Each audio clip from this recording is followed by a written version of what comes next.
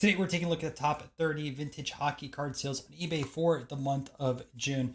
Bottom we have about $1,000 and we scale up to 20,000. Of course, there are some Gretzky rookies, but there also are some pre-war cards in a lot of 1950s and 60s. That being said, let's start this list. Starting off the month with a 1966 Topps USA issue. Now, I don't know how to pronounce this name, so I'm not going to butcher it. $1,026. Now, there's two different types of cards from 66, the normal versions and also the USA test. I've seen the Bobby Orr test out in the wild. I haven't seen this exact copy, but there's not many vintage hockey cards at shows here in the US. It also looks like this card has some staining right over here as well and right there, unless that is on the slab itself. 1035 for this 1964 Gordie Howe. And tough to tell the shape with the blurry picture on this one. $10.99 for this Ted Lindsay in a PSA 6 at 1951 Parkers. There's going to be a few 51 Parkers in this video, and I'm sure a few of you guys know what cards those will be. But you'll see them a little bit later. 1105 Elmer Locke, I think that's how you pronounce it, for this 1940 OPG. This is my first time seeing these. This is a massive slab. Next, 1957, Jack Plant. Probably mispronounced it. I see this name all the time. And very, very popular hockey player. This one sold for $11.19. This one sold for $11.19.47. But you can see the Canadian dollar here at the very top. Another pretty popular player. This one sold for $11.25 in a PSA 8. 1157 Richard. I have learned about $1,200 for this 1952 Royal Desserts Chuck Rayner. Player I'm actually not too familiar with, and it seems very high. Maybe the Royal Desserts hockeys are pretty tough to source. Because I know like there's a Stan Musial Royal Dessert. It's only like a $300 or $400 card. So my assumption is hockey's very tough to find. $12.25 for Eric. And I'm not going to try to pronounce that last name, but this is a PSA 8. $14.74 for this 1964 checklist. Love the art on this actually. It looks so sick. And really awesome colors based around it. I kind of wish, though, this art was the full way and the checklist was just only on the back, but I actually don't mind it. $14.86, another 1955 Maurice Richard, but this one has an autograph here on the right side. Actually, the card looks pretty good overall. Kirk Broda. I think this was the same card that Comsey sold a while ago in like a 5 or a 6, but this one sold for $15.81. I do actually like the design on these O-Pee-Chees, whether it's the baseball or hockey cards. Another O-Pee-Chee, this one was a PSA 5. Not familiar with this player. I believe probably pronunciation is Apps, but something that I need to learn. 1844 for Percy Lesueur. Hopefully I pronounced that one correct. One of your 3 sets, C55, 56, and 57 pre-war hockey side of things. Well, I shouldn't say pre-war, but early 1900s. Only reason why I said not to say pre-war is there's a ton of pre-war hockey sets. Very solid, Chuck. $1,900 for this PSA 6, one of the more popular cards within this set. $22.75. A V252 Canadian Gum, George Hainsworth. Another card I actually kind of like the design on. I wish there was baseball cards that look like this.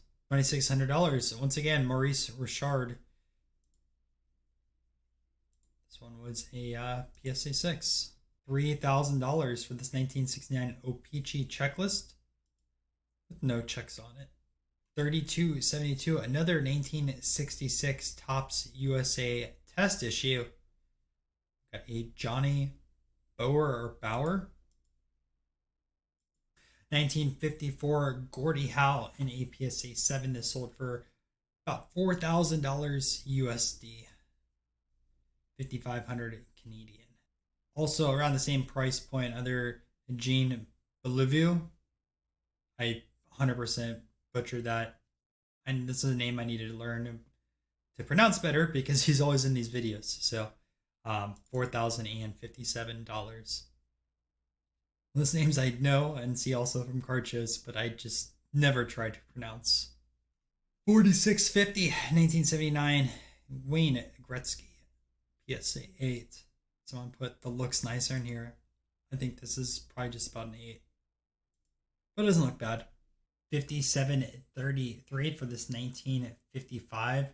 $7,000 for this trading card. Signed Wayne Gretzky, which means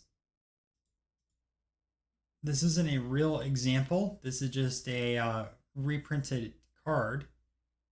Really, the way to look at this would be the 2 dots. I believe that would be on this over here. Or no, this is the Topps one, it said. I have to go through my checklist. I haven't looked over real versus fake cards in a while. I'm curious what it says over here.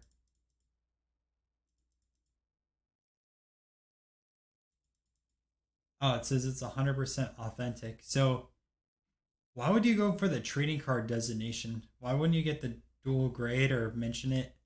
Kind of weird.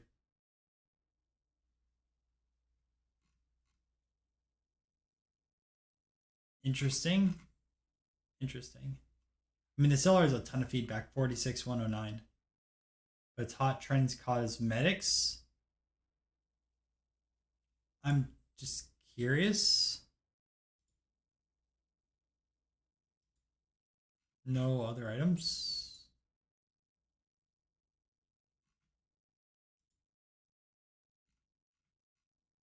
Baseball cards and cosmetics. Oh, I think, look at that. This has also the trading card label. Joe Monroe. I know that's a real 33 Gaudi. Why would you go with the trading card label?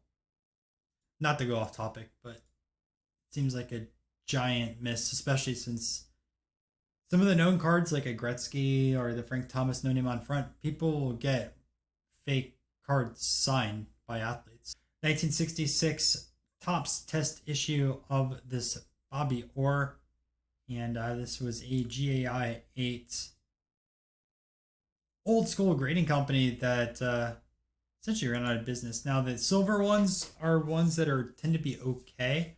I heard to stay away from the white labels on these, but if it's silver, that's fine. I actually have a GAI in my PC of John Sullivan. This is interesting. The seller is actually mentioning slab marks and showing a ton of close-ups. Oh, here we go. The Topps test issue. It is nearly identical to the Topps prize set from the same year. The Topps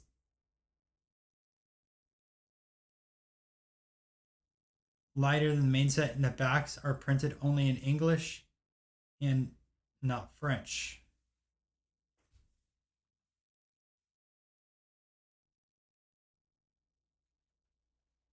Ah, okay. So that is how you tell the Topps test issue version.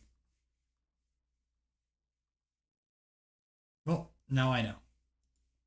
So when I see the normal 1966 Topps version, I can call this out. About $10,000 for this 1951 Parkhurst Gordie Howe. Beautiful looking copy. I'm going to say that. Like, this looks very sharp. Huge jump, but $18,000 for this Maurice Rocket Richard and a PSA 7. Honestly, the Gordie Howe 5 looked just as nice as this, in my opinion. Biggest sale for nearly $21,000. This OPG has a 9, but it's off centered. All right, let's take a look at a few honorable mentions. Up first, 1971 OPG Guy Lafleur. This was a 7, and it sold for about $769, although they're asking $3,300 USD.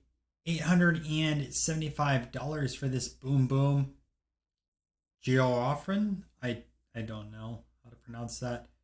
And we got Gene once again, and then also Don Marshall on this card. 25-22. You guys see a lot of the 1964-65 Topps hockey cards listed. Well, a full set of 110 cards, including short prints, sold for $2,500 USD. You can take a look at some of these images. Obviously, these have been checked off and such, but a lot of set builders still out there. Following year, this one sold for about $1,500 for 65-66 hockey and a complete set. $4,000 for this 1970 O-Pee-Chee Whack Pack first series.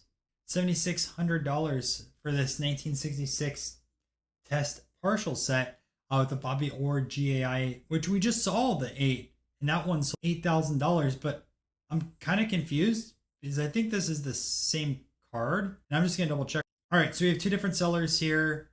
It says first graded on here. This also says first graded.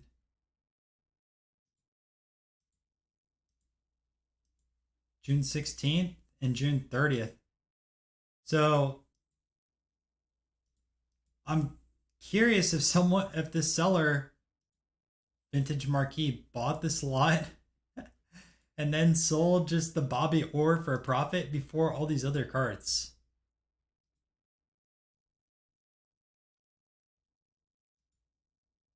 It's Sir 10189. 10189 165 165. So this card sold twice in the same month. Two different sellers went through. I think that's what happened. So congrats, Vintage Marquee. I'm curious if he has all these other cards. Let's just look.